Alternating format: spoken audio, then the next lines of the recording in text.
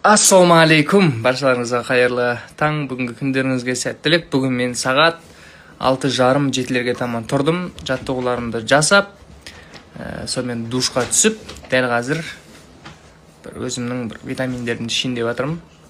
Потом жұмыстармен қалада ары-бері. Бүгін күшті жаңалықтар болады, бұйыртса бөлсем, стористармен жібермей қарап отырыңыздар, хорошо? Давайте. Ал достар, баршаларыңызға қайырлы кеш. Эфирден шығып Шерхан бауырмен кездесуге келдім. Менің әніме ең бірінші көріндік берген жігіт. Бір чемодан доллар, прикинь. Осының барлығы менің клипіме, менің әніме көріндік ретінде беріп отыр. Енді осыдан кейін қалай спонсировать етіп отқан кезде қалай клип түсірмейсің неге ақша. Молодец, шама бер, баса бер. Ұнады ма саған? Ау? Ұнады ма саған? Ән ба? Конечно, родной. От души. Газбабет жоқтан алып отырмыз енді. Әңгіме айтып сырласып отырмыз.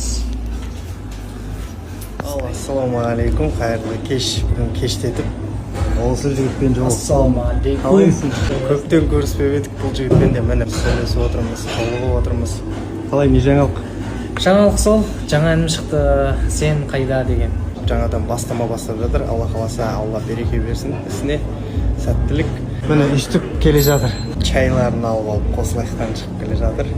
Әнінің тұсаукесері болыпты. Ал енді біз чай ішейік. Керемет көрініс, Алланың нұры жауды.